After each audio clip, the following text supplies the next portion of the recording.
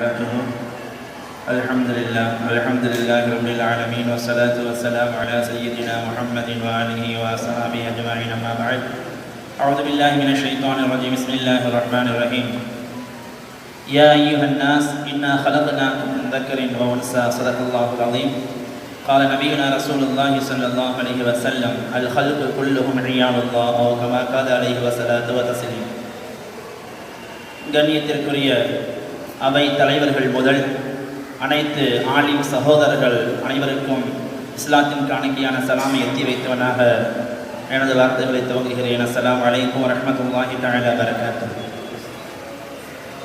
கண்ணியத்திற்குரிய அல்லாஹ்வின் நல்லடியார்களே, உலக அளவில்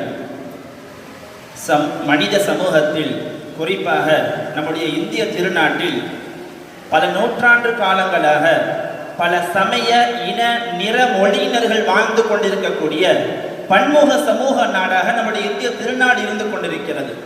பல சமய மக்கள் வாழக்கூடிய இந்திய திருநாட்டில் அனைத்து சமய மக்களும் நிம்மதியாக மகிழ்ச்சியாக சந்தோஷமாக வாழ வேண்டும் என்றால் அனைத்து சமய மக்களுக்கும் மத்தியில் இணக்கம் தேவை, அதாவது நல்லிணக்கம் தேவை. நாம் நினைக்கலாம், எல்லா சமய மக்களுக்கு மத்தியில் இணக்கம் எப்படி ஏற்படுத்த முடியும் என்று யோசிக்கலாம். உங்களுக்கு முன்பு நான் பேச எடுத்துக்கொண்ட தலைப்பு சமூக நல்லிணக்கம். ஆம், எல்லா மக்களுக்கு மத்தியில் நல்லிணக்கம் ஏற்படுத்த முடியுமா? வேற்றுமையில் ஒற்றுமை காண முடியுமா? முடியும். இஸ்லாம் எத்தனையோ வழிகளை சொல்கிறது. முத்தாய்ப்பாக 3 வார்த்தைகளை 3 செய்திகளை சொல்லி முடிக்கிறேன். முதல் செய்தி, கண்ணியத்துக்குரியவர்களே, எல்லா மக்களிடத்திலும் அன்போடு பழக வேண்டும். எல்லா மக்களிடத்திலும் அன்போடு பழக வேண்டும். எல்லா சமயங்களும் சொல்லுகிறது, அன்பை போதிக்கிறது, சொல்லியதோடு நிறுத்திக் கொள்கிறது. ஏட்டு சுரக்கா கூட்டுக்கு உதவாது, ஏட்டு சுரக்கா கூட்டுக்கு உதவாது, சொல்லியதோடு நிறுத்திக் கொள்கிறது. இஸ்லாம் மாத்திரமே சொல்லியதோடு நிறுத்திக் கொள்ளாமல் ஒரு படி மேலே ஏறி போய் செய்தும் காட்டியதோடு இல்லாமல் அது தார்மீக கடமை என்பதாக நமது கடமையாக ஆக்கி இருக்கிறது.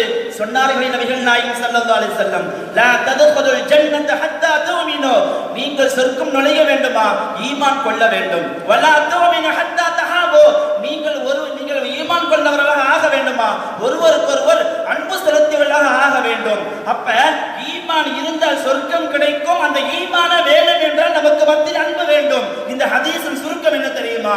அன்போடு பழகினால் தான் சொர்க்கமே உங்களுக்கு கிடைக்கும் என்ற கருத்தை நபிகள் நாயகம் ஸல்லல்லாஹு அலைஹி வஸல்லம் சொன்னார்கள் என்றால், மிகுந்த அல்லாஹ்வின் நல்லடியார்களே, இஸ்லாத்தை எடுத்துக்கொள்ளுங்கள். இஸ்லாம் என்பதே அர்த்தம் அன்பு, அமைதி, சாந்தி, சமாதானம். அன்பை போதிக்கிறது இஸ்லாம் என்ற வார்த்தையை. நம்மை படைத்த அல்லாஹ்வுடைய அஸ்மாஉல் ஹுஸ்னா என்ற அந்த பெயரை எடுத்து பாருங்கள். ஹுவல்லாஹுல்லதி லா இலாஹ இல்லாஹு அர்-ரஹ்மான், அன்பாளன் அருளாளன்.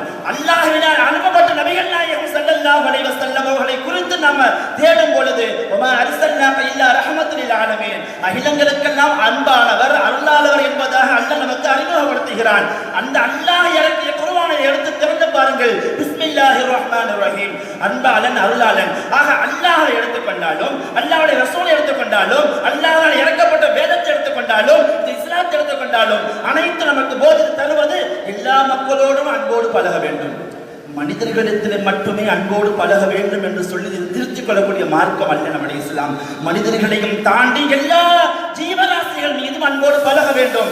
ஆம், நமக்கு தெரியும் அல்லவா, தாகித்த நாய்க்கு தண்ணீர் புகட்டியதால், தவித்த நாய்க்கு தண்ணீர் புகட்டியதால் பெரும் பாவியான ஒரு பெண்மணிக்குள் நான் சொர்க்கத்தில் பார்த்தேன் என்பதாக நபிகள் நாயகம் ஸல்லல்லாஹு அலைஹி வஸல்லம் சொன்னார்கள் என்றால், இஸ்லாம் எந்த அளவுக்கு அன்போடு பழக சொல்கிறது என்பதை புரிந்து கொள்ள கடமைப்பட்டிருக்கிறோம். இரண்டாவது விஷயம், எல்லா மக்களுடைய உரிமைகளை, அவர்களுடைய உணர்வுகளை நாம் மதித்து வாழ வேண்டும். அடுத்தவருடைய உரிமையை நாம் மதித்து வாழ வேண்டும். அல்லாஹ் சொல்லுவான், யா அய்யுஹன் நாஸ் இன்னா கலக்னாகும் மின் தக்ரின் வ உன்ஸா, மக்களே நீங்கள் அனைவரும் ஒரே தாய் தந்தையிலிருந்து நாம் படைத்திருக்கிறோம் என்பதாக சொல்லுவான். இந்த உலகத்தில் இந்துக்கள் வாழலாம், கிறிஸ்தவர்கள் வாழலாம், புத்தர்கள் வாழலாம், முஸ்லிம்கள் வாழலாம். ஆனால் எல்லாமே ஒரு தாய் மக்கள், ஒரு குடும்ப மக்கள். நபிகள் நாயகம் ஸல்லல்லாஹு அலைஹி வஸல்லம் சொல்வார்கள், அல் ஹல்கு குல்லுஹும் இயாலுல்லாஹ், அல்லாஹ்வுடைய படைப்பு அனைத்துமே ஒரே குடும்பம் என்பதாக, அல்லாஹ்வுடைய குடும்பம் என்பதாக நபிகள் நாயகம் ஸல்லல்லாஹு அலைஹி வஸல்லம் அவர்கள் சொல்லி தருவார்கள். கண்ணியமிகுந்தவர்களே, நாம எப்படி அவருடைய சிந்தனை இருக்க வேண்டும் என்றால், மாற்றான் தோட்டத்தின் மல்லிகையும் மணக்கும், மாற்றான் தோட்டத்தில் மல்லிகையும் மணக்கும்.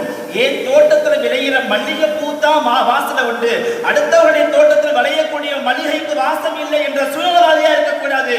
ஏன் தோட்டத்தில் பூக்கிற அந்த பூக்கு எப்படி மனம் இருக்கிறதோ அதே போன்ற பிற தோட்டத்தில் வளரக்கூடிய விளையக்கூடிய பூக்கும் மனம் உண்டு என்ற கருத்திலே என்ற உணர்வை நாம் ஆள வேண்டும்.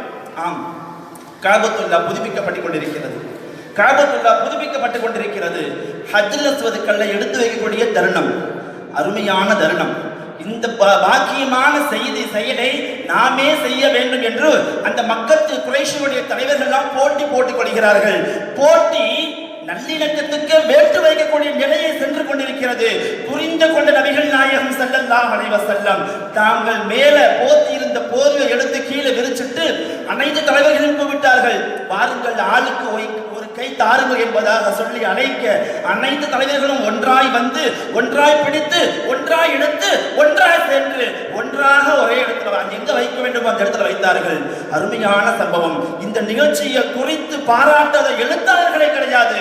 அப்படி பாராட்டி எழுதிய எழுத்தாளர் ஒருவர் தான் பா ராகவன். இளமெல்லாம் ரத்தம் என்ற புத்தகத்தில் இப்படி எழுதுவார்: முகம்மது மூலம் உலகுக்கு வழங்கப்பட்ட இஸ்லாம் என்ற மார்க்கத்தின் ஆதார புள்ளியை இந்த சம்பவத்தில் புதைந்துள்ளது. அரபிகளிடத்தில் ஒற்றுமை என்ற அவரின் பெரும் கனவின் துவக்க புள்ளி இந்த சம்பவத்தில் புதைந்துள்ளது என்பதாக சொல்கிறார். இங்கு ஒரு சிறு திருத்தம். அரபியத்தில் ஒற்றுமை என்பதாக சொன்னார். இல்லை, அகில மக்களுக்கு மத்தியிலே ஒற்றுமை என்ற அவரின் பெரிய கனவின் துவக்க புள்ளி என்று சொல்லியிருந்தால் இன்னும் அருமையாக இருக்கும். ஆம், உணர்வுக்கு மதிப்பில்லாத உலகத்தில் நாம் வாழ்ந்து கொண்டிருக்கிறோம். சென்ற வாரம் 17ஆம் தேதி ஒடிசாவில கற்பா பகல் என்ற கிராமத்துல ஒரு இளைஞன் தன்னுடைய தாயோடு வாழ்ந்து கொண்டிருக்கிறான். திடீரென்று தாய் இறந்து போய்விட அக்கம் பக்கத்தில் உள்ள மக்கள்கிட்ட உதவி கேட்கிறார். என் தாய் நல்லடக்கம் செய்ய வாங்க, உதவி செய்யுங்க. ஜாதிய காரணம் காட்டி யாருமே ஜனாதாவை அடக்குவதற்கு உதவி செய்யல. வேற வழியே இல்லாம 5 கிலோமீட்டர் தன்னுடைய சைக்கிள்ல வச்சு தன்னுடைய தாயை வச்சு கட்டி நடந்தே தள்ளிக்கிட்டே 5 கிலோமீட்டர் தாண்டி போய் நல்லடக்கம் செஞ்சுட்டு வந்தான் அந்த இளைஞன். எந்த அளவுக்கு உணர்வுக்கு எனக்கு மதிப்பற்ற ஒன்று காலத்தில் வாழ்ந்து கொண்டிருக்க என்பது பாருங்கள். 3வது விஷயம், எல்லா மக்களையும் மதித்து வாழ வேண்டும். ஆம், நமக்கு தெரியும், முஸ்லிமான நோயாளிகள் நல்ல விசாரிக்க சென்றவர்கள் நபிகள் நாயகம் ஸல்லல்லாஹு அலைஹி வஸல்லம் என்ற அந்த பதிவுகளுக்கு மத்தியில் 6 வயது ஈத சிறுவனையும் மதிக்க சென்றார்கள். போய் நோயில் விசாரித்தார்கள் என்பது நமக்கு தெரியுமா இல்லையா? 6 வயது சிறுவனையும் ஏன் நோய்களை விசாரிக்க சென்றார்கள்? நமக்கு உணர்த்துகிறார்கள். 6 வயசு பையன் தானே, அவனுக்கெல்லாம் மரியாதை தரணுமா? இல்லை, அந்த பையனையும் மரியாதை செய்ய வேண்டும் என்பதாக உயிரோடு இருக்கும் வரையிலும் மதித்து வாழ்ந்த நபிகள் நாயகம் ஸல்லல்லாஹு அலைஹி வஸல்லம் உயிரற்ற ஜனனம் வரும்போது நெருங்கி மரியாதை செஞ்சாங்களா இல்லையா? நமக்கு தெரியும் அல்லவா? சல்லல்லாஹு உட்கார்ந்து இருக்கிறாங்க, யூத ஜனாசா வருகிறது. இன்னஹா ஜனாசத்துன், சல்லல்லாஹு நினைச்சு நிற்கிறாங்க. சஹாபாக்கு என்ன சொன்னாங்க? இன்னஹா ஜனாசத்துன் யஹூதியா, அது ஒரு யூத ஜனாசா வச்ச என்று சொல்லும் பொழுது சல்லல்லாஹு அலைஹி வஸல்லம் லைஸத் நஃப்ஸா என்பதாக சொன்னார்கள். எனவே எல்லா மக்களுடன் அன்போடு பழக வேண்டும், அடுத்தவருடைய உணர்வுகளை மதித்து வாழ வேண்டும், அடுத்தவர்களை மரியாதை செய்து வாழ வேண்டும். இப்படி வாழ்ந்தால் சமூகத்தின் நல்லிணக்கம் உண்டாகும். அத்தகைய நல்ல தௌஃபீகை வல்ல ரப்பல் ஆலமீன் நம் அனைவருக்கும் தந்தருள் புரிவானாக.